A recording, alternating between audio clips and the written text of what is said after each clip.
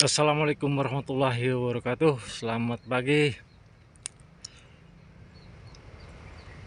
Hari pertama di bulan Agustus. Sebentar lagi kita akan merayakan hari ulang tahun kemerdekaan RI yang keberapa ya? Nggak tahu saya. Tanggal 1 Agustus. Saya berharap semoga teman-teman semua, sahabat-sahabat dalam keadaan sehat selalu, diberi kelancaran, diberi kesehatan, dimudahkan segala urusannya, dikuatkan bahunya. Pemandangan seperti biasa, karena hidup di kampung tak lepas dari yang namanya sawah, kebun. Di depan saya ini terhampar luas tanaman padi. Alhamdulillah negara kita yang subur makmur, kekayaan alamnya berlimpah ruah. Masyarakat Indramayu mayoritas petani dan nelayan. Ngomong-ngomong soal petani, berhubungan dengan padi, Indramayu adalah penghasil padi terbesar di Indonesia setelah kota Makassar. Tapi nggak tahu kenapa juga kehidupan petani di Indramayu belum bisa dikatakan sejahtera. Bahkan mungkin pernah saya dengar sih ya, kemiskinan secara nasional di Indonesia semakin memprihatinkan. Di konten sebelumnya saya membahas si miskin dan si kaya. Mudah-mudahan bermanfaat, dan ini kelanjutan dari konten sebelumnya. Ngomong-ngomong soal miskin itu adalah penyakit.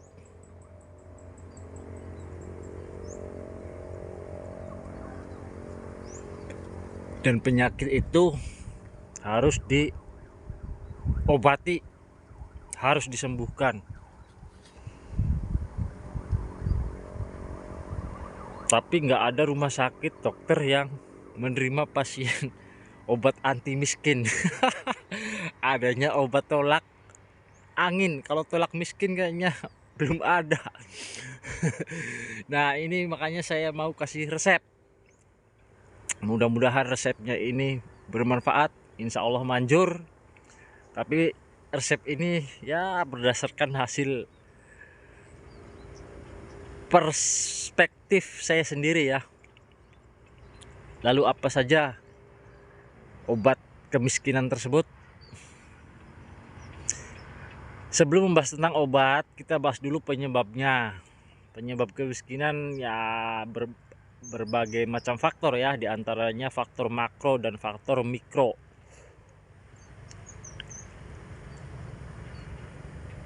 Salah satunya mungkin inflasi, korupsi,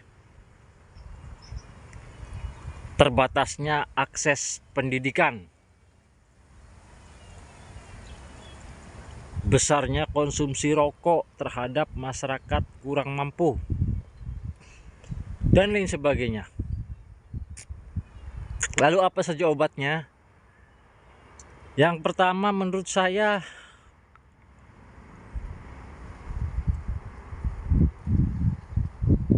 adalah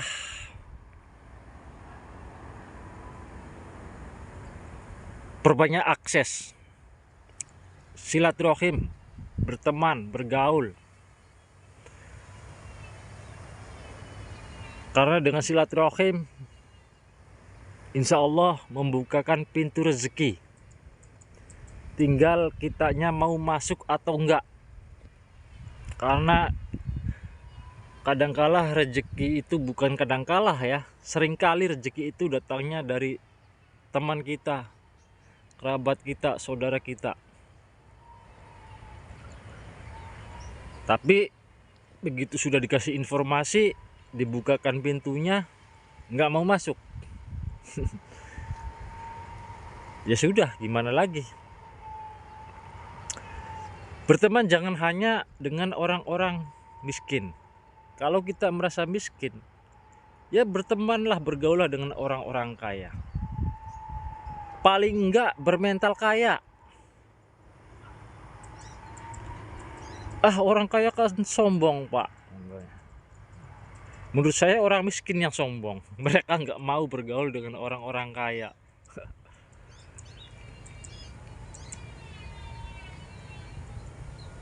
Yang kedua adalah belajar. Belajar itu dari waktu lahir sampai menjelang liang lahat, dan belajar itu bukan hanya di sekolah atau di perguruan tinggi. Belajar bisa di mana saja dan kapan saja. Apalagi sekarang sudah eranya era internet.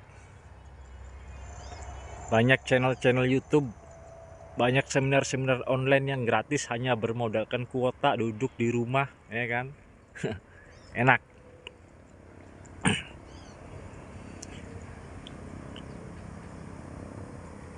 Belajar ini tentang mindset, ya, tentang pola pikir. Bisa juga tentang properti, tentang emas, logam mulia.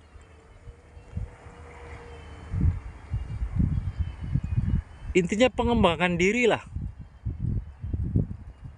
Diri kita itu harus terus berkembang. Dari waktu ke waktu harus ada peningkatan. HP aja terus mengalami perkembangan kan. Ada versi ini, versi itu, dan lain-lain, terus meningkat. Ya mosok kita nggak mau meningkat. Malah ada stuck terus di situ. Kalau stuck terus di situ, lama-lama ya jadi malah turun. Yang lain udah pada tinggi ke atas, kitanya masih di situ, malah kita jauh tertinggal di bawah. Yang ketiga adalah merasa bertanggung jawab terhadap diri sendiri. Jangan lagi menyalahkan lingkungan, orang tua, sekolah, pemerintah, dan lain sebagainya. Belajarlah bertanggung jawab terhadap diri sendiri.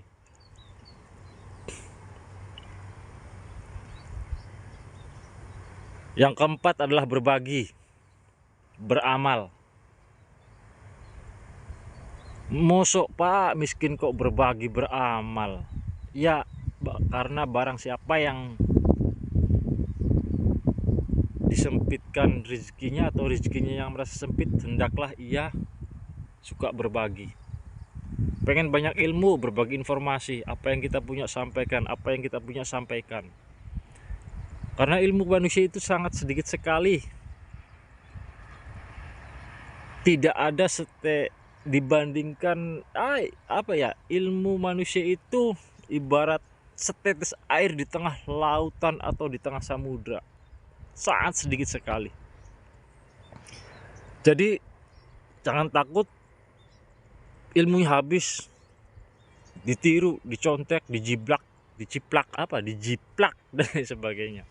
Jangan takut ketika kita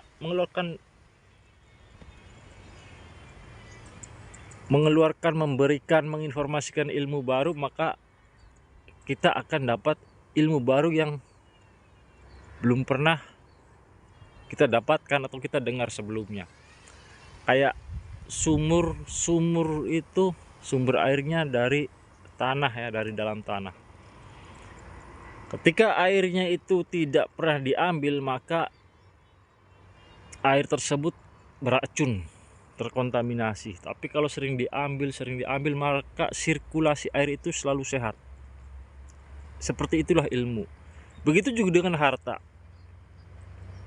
Suka berbagi, sedekah, belajar ikhlas, belajar melepaskan, ya kan. Kita aja makan kan harus ada dibuang. ya kan. Nah, itulah pentingnya berbagi. Tadi sudah 4 ya, yang kelima berarti. Yang kelima, belajarlah buka usaha, berbisnis. Jangan langsung besar dulu lah,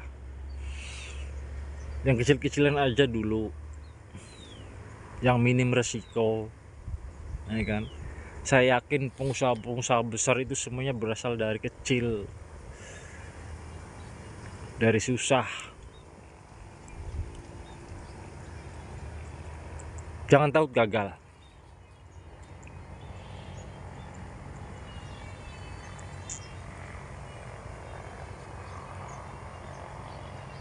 Jangan takut, ya harus mengatasi semua rasa takut, harus bisa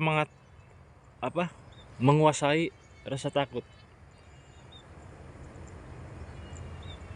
Sebenarnya takut itu kan karena kita belum mengalami. Kalau sudah mengalami dan sudah terbiasa, ya biasa aja, enjoy, bahkan bisa jadi ahli.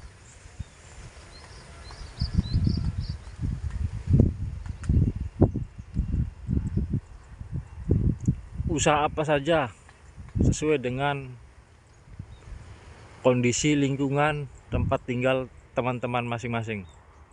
Mau usaha online, monggo. Jualin produk orang, monggo.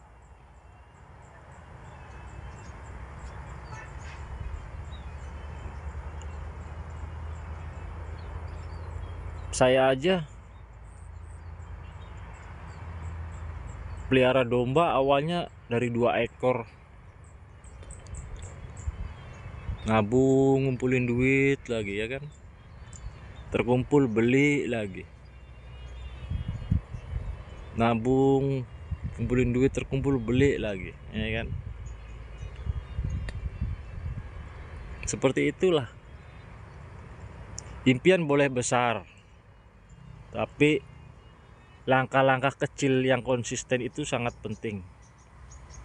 Ketika langsung melangkah ke hal yang besar, nanti yang ada malah Anda nggak bisa naik, malah bisa terjatuh. Seperti naik tangga aja lah, step by step,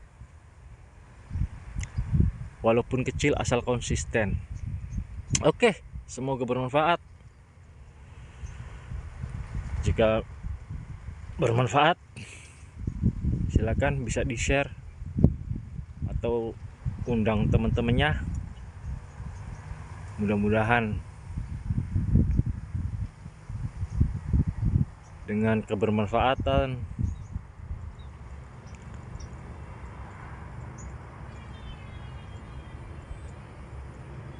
hidup kita akan semakin lebih baik lagi. Sukses selalu. Salam sejahtera. Tetap berjuang sampai titik darah penghabisan. Billahi taufik wal hidayah. Assalamualaikum warahmatullahi wabarakatuh.